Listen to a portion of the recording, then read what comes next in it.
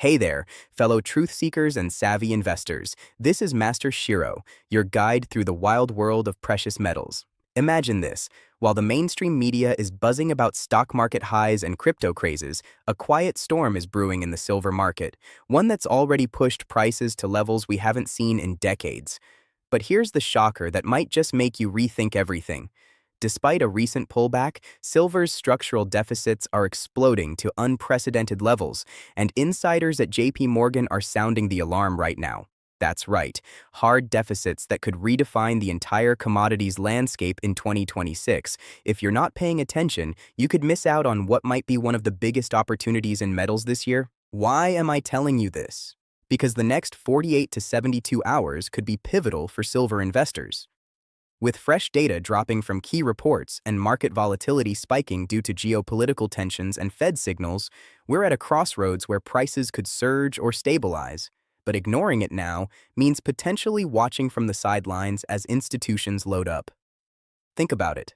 Tariffs on imports, supply chain disruptions, and rising industrial demand aren't waiting around.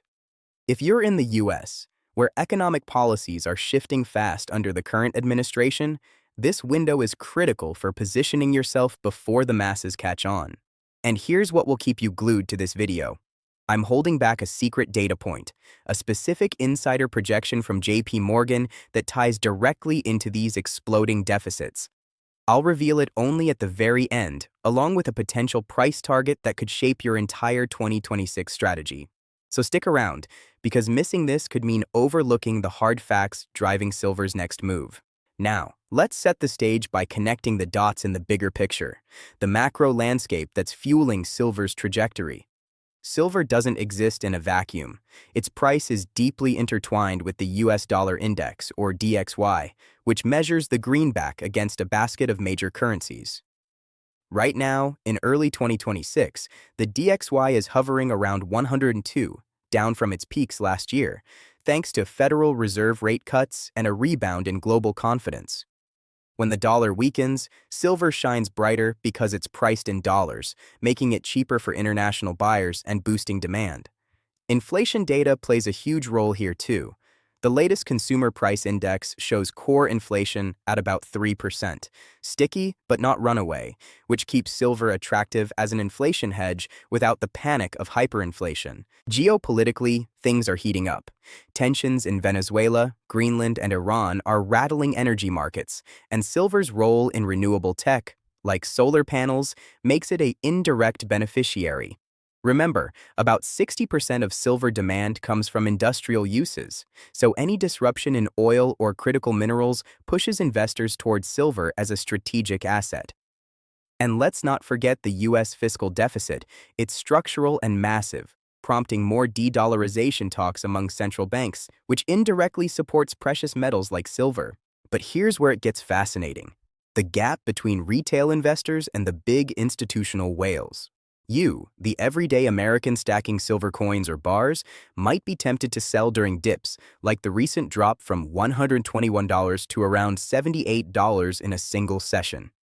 That's classic retail behavior, panic selling when prices volatility hits.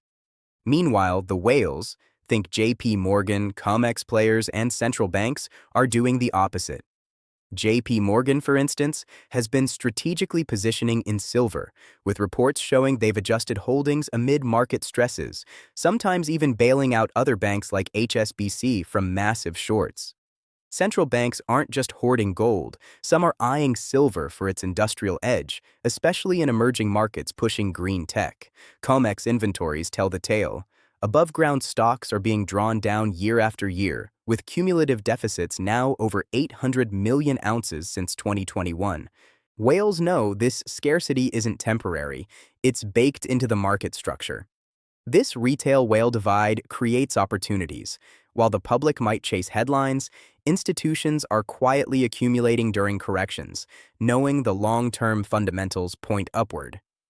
In the US, with policies favoring domestic production and critical minerals, silver's role in EVs, semiconductors, and solar could see even more whale interest. Diving deeper into the meat of it all, the evidence chain starts with supply and demand dynamics that are screaming deficit.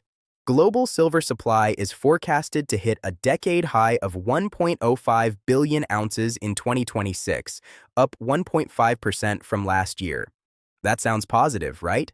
But mine production, the backbone, is only edging up to about 820 million ounces, thanks to ramp-ups in Mexico and Russia offsetting declines elsewhere like Peru. Recycling helps, but it's not enough. Byproduct silver from gold, lead, zinc, and copper mines makes up 80% of output, and those base metals aren't booming. On the demand side, it's a powerhouse. Total demand remains steady, but investment is surging. Physically backed ETFs absorbed 134 million ounces last year, draining reserves further. Industrial fabrication might dip 2% to 650 million ounces, a four-year low, due to some solar thrifting using less silver per panel, but that's offset by gains in EVs, AI infrastructure, and semiconductors. Jewelry and silverware might soften, but overall, demand outstrips supply by a projected 67 million ounces, the sixth straight year of deficits. That's not a blip, it's a trend that's eroded inventories to critical levels. Warehouse data from COMEX and London vaults shows this strain. Known above-ground stocks are under pressure, with reports of local shortages pushing premiums above benchmarks. Mining challenges compound it. Resource nationalism, higher costs for labor and energy, and lower-grade ores mean production can't ramp up quickly.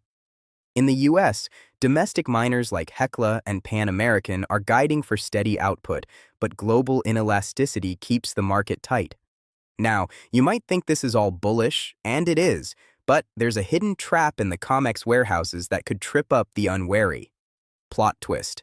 While deficits explode, the price discovery process is fractured between Western and Eastern markets. China's export licenses are tightening, squeezing physical supply. And COMEX positioning shows heavy institutional hedging that can cause sharp corrections, like January's 28% drop. Plus, if industrial demand softens more than expected, say from a global slowdown, the deficit could narrow, capping upside. It's not all smooth sailing. These traps remind us that silver's volatility is legendary. Stop. Listen to me carefully on this next point, because this is where most people lose money. The gold-to-silver ratio, currently below 50 for the first time since 2012, signals silver's outperformance. But if it reverts to historical averages around 81 during stress, prices could pull back hard. Don't chase highs without understanding this. It's the pattern break that separates smart education from reckless speculation. Shifting to market psychology and engagement, let's balance the bull and bear realities. In the best-case scenario, silver surges as deficits hit 150 to 200 million ounces if solar and EV demand exceeds forecasts. With Fed cuts continuing into 2026 and geopolitical risks escalating, we could see averages climb to $100 or more, as some analysts like Bank of America project up to $309 in extreme ratio compressions, though that's aggressive and based on 1980 extremes.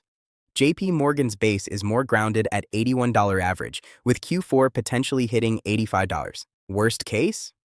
A stronger dollar from hawkish Fed minutes or PCE data caps gains, pushing silver back toward $50 if industrial slowdown bites harder. Oversupply from recycling or thrifting in solar could ease deficits, leading to a 20–30% correction. But even bears acknowledge the structural undersupply. It's not disappearing. This psychology drives engagement.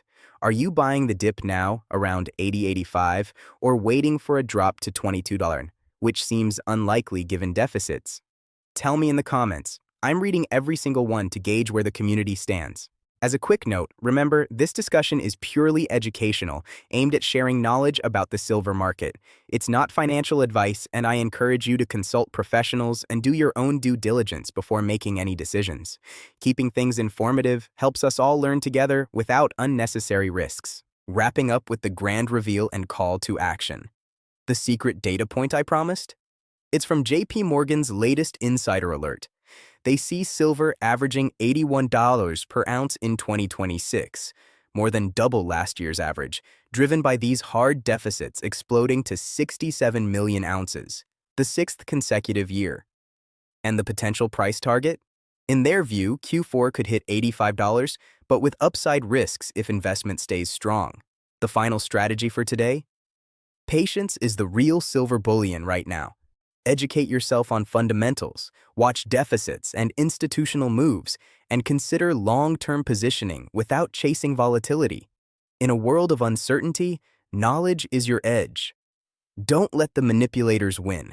Subscribe now to stay updated with Master Shiro for the daily truth on metals and more. Hit that bell, like if this helped, and share with a friend who needs this info. Until next time, stay informed and empowered. One last thing for full transparency. All the insights here are for educational purposes only. Past performance isn't indicative of future results, and markets can be unpredictable. Always research thoroughly and consider your own situation to keep your journey safe and rewarding. Thanks for watching, or